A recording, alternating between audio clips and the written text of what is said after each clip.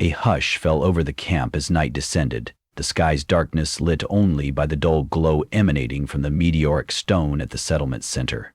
Few dared to approach it closely. Scorched earth radiated out from the giant rock like a protective ring, forcing any would-be pilgrims to kneel an inch forward across blackened soil. Even the wind seemed to falter in its presence. The stone, called Radiant Mother by the clan that inhabited these charred lands, stood as a constant reminder of the cataclysm that shook the world generations ago. In the aftermath of the Great Collision, the planet had been ravaged. Technology was all but wiped out, and from the ashes rose new beliefs, new devotions, and new terrors. Long ago, the meteor struck the surface with such force that entire continents crumbled. Seas boiled into the sky, and monstrous storms swept the plains. In time, humans crawled out of hiding, forging small tribes that eventually grew into clans. These clans had little contact with one another until they realized their fates were tied to the meteor fragments that had rained across the world. Some revered these rocks as gods, others as cursed artifacts to be shunned. For the Ebon-clad clan, the largest in what remained of the northern plains, the largest meteoric fragment was a divine benefactor, rumored to bring wild powers to those it deemed worthy. Terran had grown up hearing the legends. As a child, he had tiptoed behind wagons laden with offerings, for Radiant Mother slabs of half-rotted meat, embroidered cloth, even small amulets that elders swore contained the clan's intangible spirit. He learned at a young age that to question the offering was heresy.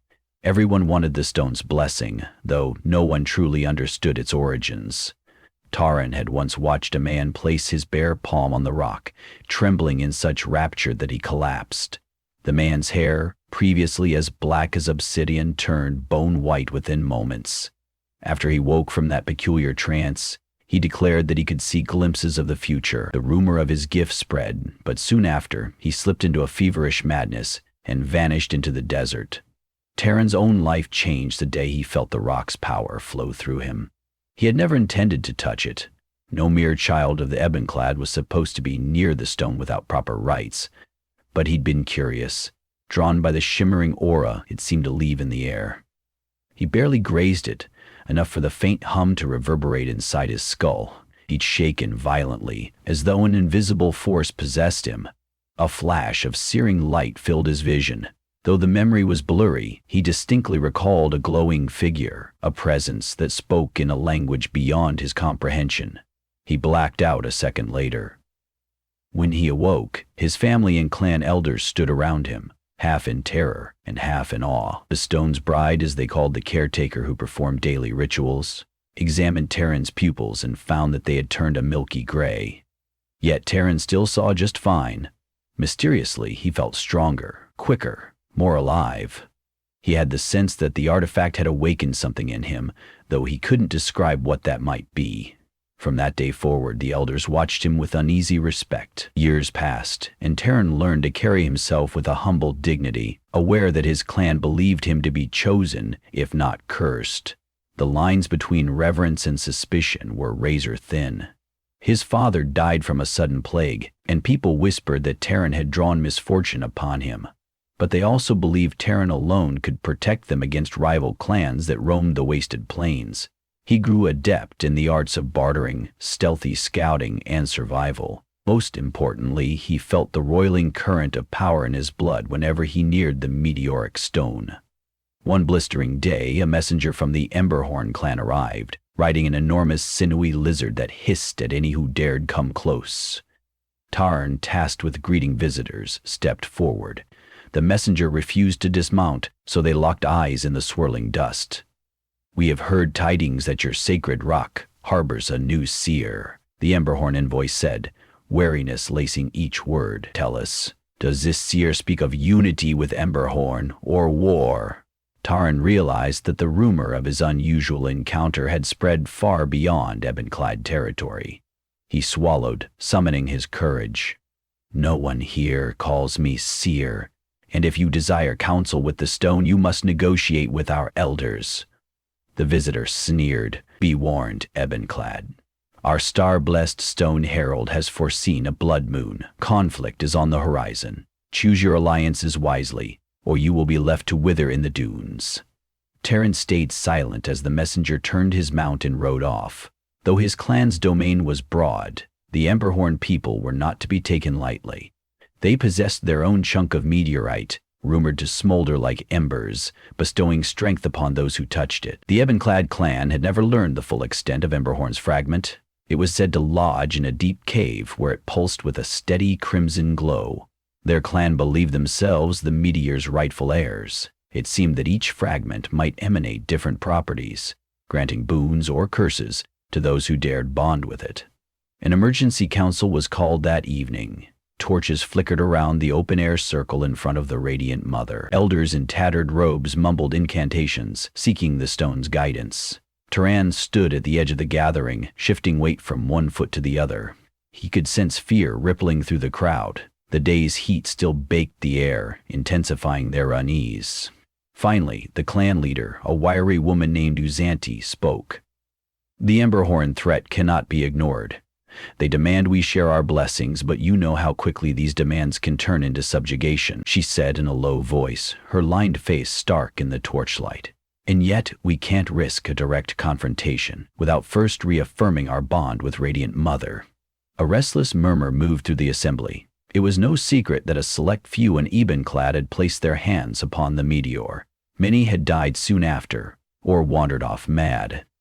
Yet Turan still lived, apparently blessed. Xanthi's gaze swiveled in his direction. Perhaps the chosen boy can glean a vision of what lies ahead. Turan's insides tightened. "Elder, I am no seer, You are more attuned to Radiant Mother than any of us." Xanthi insisted. "Would you deny your duty?"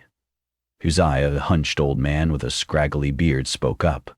"We do not seek to burden you, Turan, but the safety of all Ebon-clad may rest on your shoulders.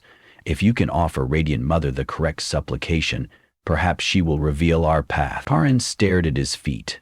A sense of dread overcame him, but he could not refuse. Pride also crept in, a longing to prove himself valuable to a clan that orphaned him emotionally when they labeled him cursed. He nodded once. "I'll do it." At daybreak, Turan dismantled his makeshift tent and walked to the center of the clan's encampment. Around him, small huts formed a chaotic circle. He could feel the tension. Families clung to one another, and warriors sharpened salvaged metal blades with grim determination. Many pairs of eyes turned his way. Some held hope, some fear, and others pure desperation. The Radiant Mother loomed, its surface shimmering faintly in the morning light, as though it recognized him. Turan inhaled sharply. The stone was no mere rock. He felt as though it listened, watched him, breathed with him. He tiptoed across the scorched grounds, feeling the heat penetrate the soles of his worn boots. Within moments his heart thundered, and sweat broke across his brow.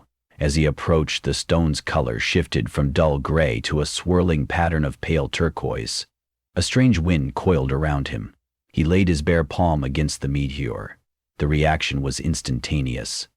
The turquoise hue flared, and a wave of electric energy surged up his arm. Turan gasped, his vision flooding with dazzling white light. Then, just as quickly, the light receded, revealing shadows dancing in every direction. A sound rose in the distance, a chorus of moans that might have been the wind, or might have been voices. He saw sequences of images, a towering fortress made of black glass, a group of Emberhorn warriors carrying flaming spears, and then a swirling vortex of ash that engulfed the plains. Through it all, shadow figures roamed, creeping steadily toward the ebon-clad camp. He grit his teeth and tried to discern shapes more clearly. Lightning cracked overhead. Suddenly the scene shifted, and he beheld a flash of brilliant green. Over a ridge, he spotted a second meteor fragment, smaller, but radiating a fierce glow. Oddly, he felt its power tugging at him, as if calling him by name. He tore his hand away and collapsed. A group of clan members rushed forward, helping him stand. His chest heaved and sweat rolled down his face. He tried to speak, but his tongue felt numb. Darkness dotted the edges of his vision. Eventually, the voices of those around him dragged him back to reality. "What did you see?" asked one. "Did she speak to you?" asked another. Turan steadied himself, drawing slow breaths. "There will be a conflict," he whispered. Emberhorn means to cross the plains with an army. They want to claim all meteor fragments, to unify them under their reign. I saw a fortress, and I saw scattered or perhaps cornered, but there was another fragment shining green. It called to me. Green, Izanti repeated, frowning. Our radiant mother is blue, Emberhorn's is red. Where does this green fragment lie, and why call you by name? Taran shook his head. It was in a place I didn't recognize. It seemed to appear at the edge of an immense canyon. The ground cracked, and beyond it a swirling dust storm. The sky glowed with faint starlight. Uzanti folded her arms. I know such a canyon. It's said to lie near the Desert of Glass, across the southwestern horizon, heavily guarded by another clan called Nightfallen. If rumors hold true, Nightfallen, echoed Taran. The name filled him with a quiver of both intrigue and unease. Do they worship a fragment as well? In the old legends, yes. Their clan was cursed, some say.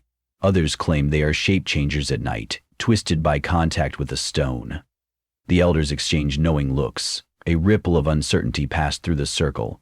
Finally, Uzanti squared her shoulders, her jaw set. If Emberhorn is set to wage war for control of every fragment, we need an advantage. The Radiant Mother has given Taran this vision for a reason. If a green fragment exists, perhaps it can tip the balance in our favor. A hush fell. Taran felt his stomach twist. He understood what this meant.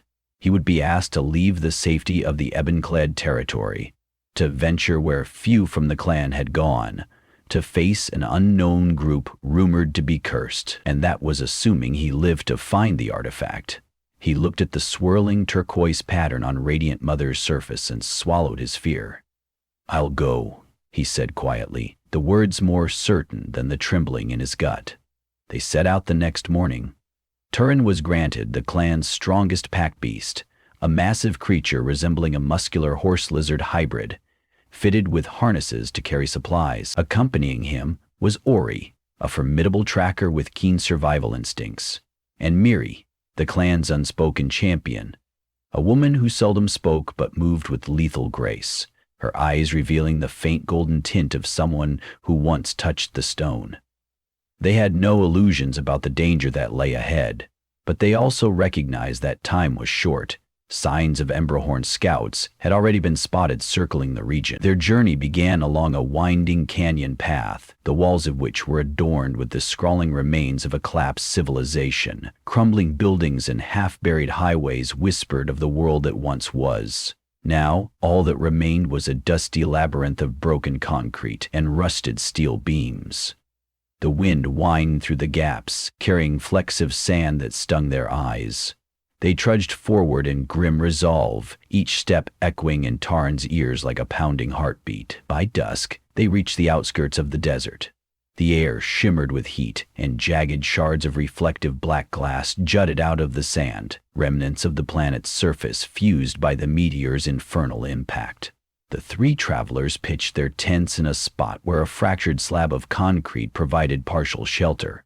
Over a small fire they roasted a stringy piece of dried meat. Taran felt the weight of the mission pressing on him. He tossed and turned through the night, haunted by illusions of swirling turquoise and crimson swirling together in a tumultuous dance. The next day brought a sudden confrontation. An arrow hissed past Taran's head, embedding itself in the sand. Instinctively, Ori dropped to the ground while Miri whirled, lifting a curved blade. Three figures emerged from behind a ridge bandit, judging by their mismatched armor and feral grins. One of them held a bow nocked with another arrow. Another brandished a jagged sword. The third hammered a spear into the ground, scattering shards of glass. "Stay still," snarled the leader, a scarred man with eyes that glistened in mania. "We know you carry supplies, and we see that fancy mount. Hand it all over, we'll let you run free in your undergarments." Miri's muscles coiled, eyes blazing gold. She spoke softly for the first time in hours. "Touch one hair and you lose your life." The bandit snorted. Big words. They advanced in a slow circle, sizing up the trio. Taran's blood pounded in his ears. Memories of the radiant mother sparked in his mind. He sensed that same hum of power thrumming in his veins. Without fully understanding what he did, he took a step toward the bandits and raised a hand. Something stirred under his skin like a static charge. The air rippled. Then a pulse of invisible force erupted from him, causing sand to swirl violently. The bandits staggered, struggling to keep their footing. Seizing the advantage, Miri lunged forward in a blur, slashing the nearest bandit across the arm. Ori tackled the archer, disarming him with brutal efficiency. The last bandit, pinned by Terran's inexplicable force, lost his balance entirely and tumbled sideways into a glass shard. Pain shot across his face as he shrieked. In a matter of moments, the ambush ended. The battered bandit scrambled away, limping and cursing, leaving the desert stained with droplets of blood. Ori stared at Taran, shock and awe warring on his face. What was that? Taran swallowed, still breathless. I'm not sure, he admitted. Something's changed in me since I touched the stone. Let's not linger here. They quickly gathered their belongings and continued. Days passed in this manner, a constant struggle against the desert's harshness and roving threats. Step by painful step they advanced toward the hidden territory of the Nightfallen. The further south they traveled, the more iridescent shards littered the landscape, reflecting the sunlight in eerie neon flashes. Late one evening, they reached a ridge that overlooked a jagged canyon plunging into darkness. A colossal, shadowy shape loomed far below, shaped almost like a tooth, rising from the canyon floor. Taran felt a rush, a whisper at the edge of his hearing. It wasn't language exactly, but a beckoning call. His heart hammered. We've arrived, said Ori quietly, peering down. I suspect the Nightfallen keep watch from vantage points, though I do not see leads. Miri scanned the rocky terrain. We must be cautious. If they truly guard the green meteor fragment, they'll be wary of trespassers. Stealthily, they made their way down the narrow path into the canyon's depths. Sharp rock faces jutted out, creating shadows and impossible angles. Suddenly, Taran stiffened. He felt it again, that prickling sensation, an almost electric tingle in the back of his mind. He turned to see eyes in the darkness, shining green eyes, watching them from behind a rock outcropping. Miri tensed, but a rasping voice echoed off the walls. Stop where you are. You tread upon Nightfallen soil. Ori raised both hands, showing no weapons. We seek an audience with your clan. We come in peace. A moment of silence. Then from behind the rocks emerged a figure cloaked in black fabric, face partly hidden except for those luminescent eyes. No one enters the domain of Nightfallen by chance. Why do you come here? We know of a green meteor fragment, Taran said cautiously. We have reason to believe it may help us prevent a war. The figure stood motionless, as though gauging their sincerity. At last it beckoned them forward. Follow quietly. If you stray, you'll not leave this canyon alive. Taran and his companions exchanged glances, then did as instructed. They traversed a winding path littered with skeletons of small animals, piles of rubble, and rusted relics. Nightfallen sentries materialized along the ledges, each with that same eerie gleam in their eyes. Eventually, the group arrived at a small settlement wedged between canyon walls. Tents and huts of woven black reeds lined a winding central walkway. A pale green smear of light suffused the entire area, seemingly cast from some deep chamber beyond sight. The cloaked guide halted at the entrance of a large tent, adorned with strange runic symbols. Enter. Our matriarch waits. Inside, the tent was lit by flickering orbs containing a phosphorescent substance. A withered woman stood beside a stone altar, her hair tied in elaborate knots. Her eyes shone even brighter than that of her sentries. She arched an eyebrow as Taran's group approached. I am Matriarch Inara, she said, in a voice that belied surprising strength. You say you come for the Green Star gift. Many have come before you with selfish intentions, looking to harness its power. We come on behalf of the Ebon-clad, Taran said, choosing his words with care. Our clan's artifact warned us of a looming conflict with the Emberhorn, who seeks to claim all meteor fragments. We believed your stone might help us end, or at least survive this war. Inara studied him with unwavering intensity. Yes, we know of Emberhorn's ambition. Their scouts have prowled the edges of our territory. We also know the Ebon-clad worship a piece of the same star that ruined our world and changed our own clan profoundly. She gestured for them to follow her deeper into the tent. The air grew cooler and thick with an unearthly hum. They emerged in a cavernous chamber carved directly from the canyon rock. In the center, perched on a raised dais, was the green meteor fragment. At first glance, it resembled a cluster of jagged crystals, pulsating with faint emerald sparks. Terran caught his breath. The energy emanating from it was unlike Radiant Mother's. Radiant Mother felt like a wave of flowing water, but this was more like 1,000 snapping sparks dancing across his skin. It ignited a sense of possibility in him, even as it shredded his nerves with a primal terror. Matriarch Inara touched the fragment with a hand, and her eyes glowed brighter. The Nightfallen have long guarded this star gift. Its energies remade our biology. We are neither the same as the other clans, nor wholly monstrous, despite rumors. Our children are born with luminous eyes. Some among us develop spontaneously heightened senses. Even so, the stone has driven many to madness. You must understand that it takes as much as it gives. A swirl of fear and longing coursed through Taran. He remembered the jolt of Radiant Mother's power and the half-formed visions that tormented him. "We don't want to control it," he said. "We only want to stop Emberhorn from dominating the fragments." We believed, perhaps, if Ebon-clad and Nightfallen allied and ally, our combined powers might be enough to resist them. Inara moved around the dais, trailing her fingertips across the crystal's surface. Alliances are fragile. More importantly, the Stargifts have a will of their own. They can be a blessing or a curse. We have no desire to wage open war on Emberhorn, but we will defend ourselves. Show me your star's energy within you. Taran hesitated, but he recalled the surge that had repelled the bandits.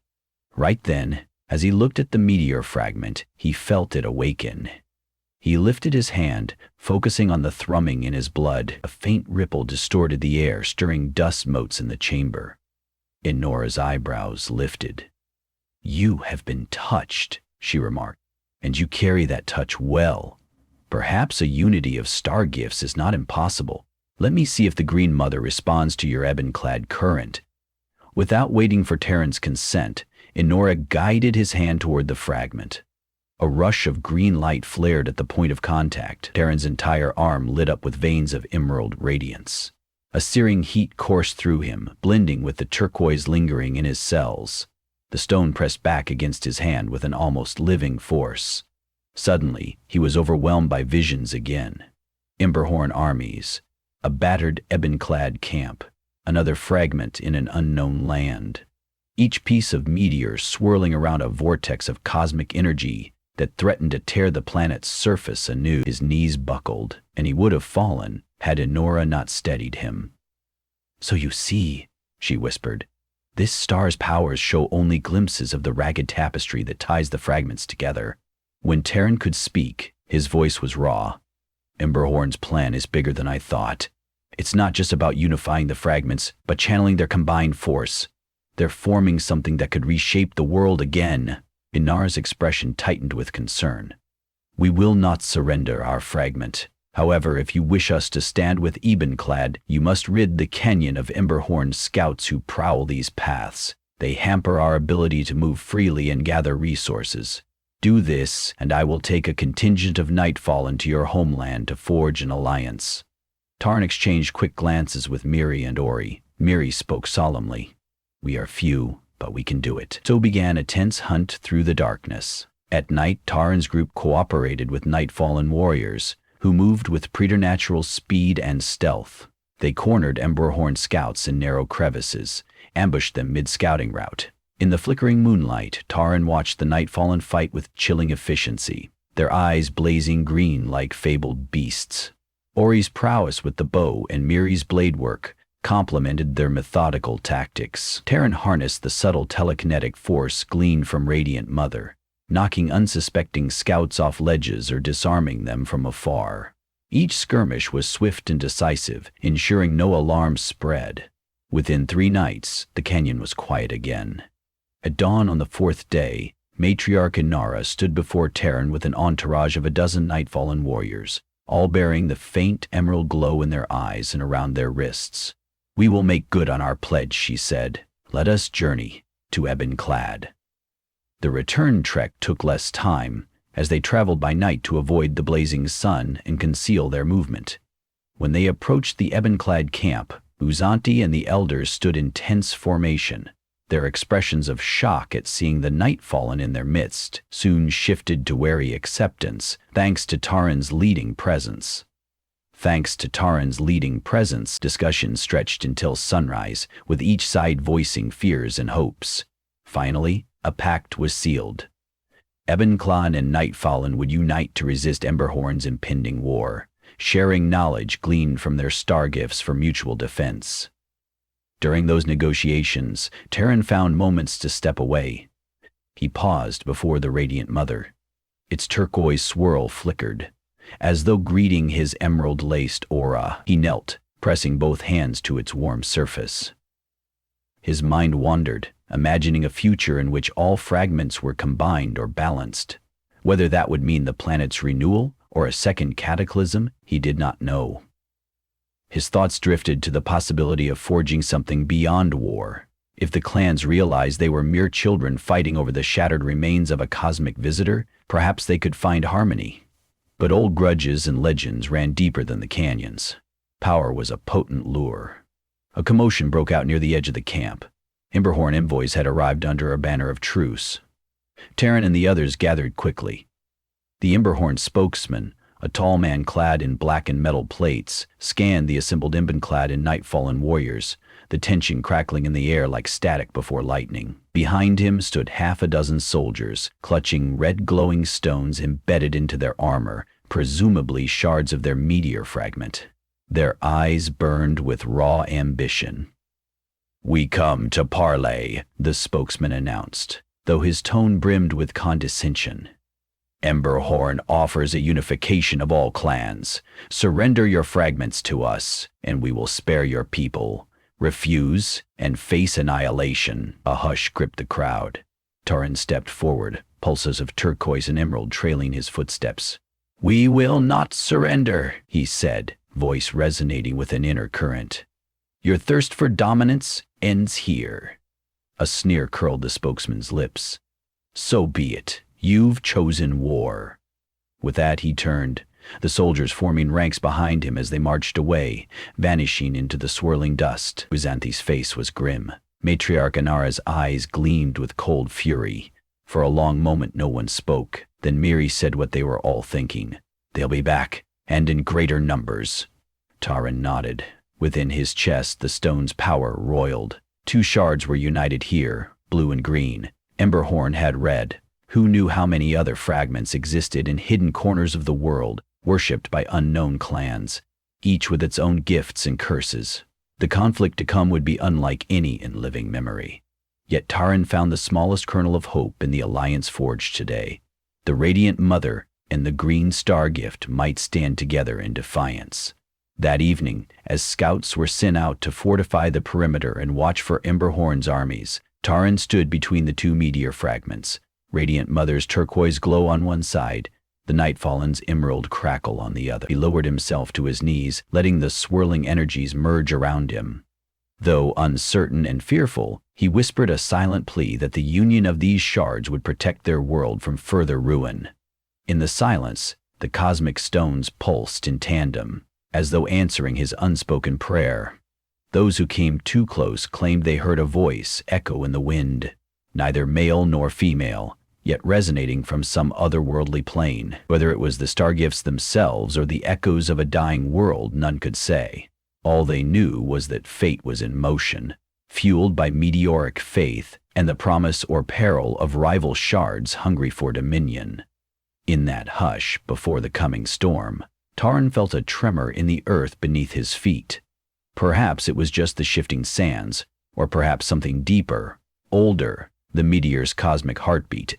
echoing across time. With a final look at the flickering lights on the horizon, he rose and braced himself for whatever future the Forbidden Stone might bring.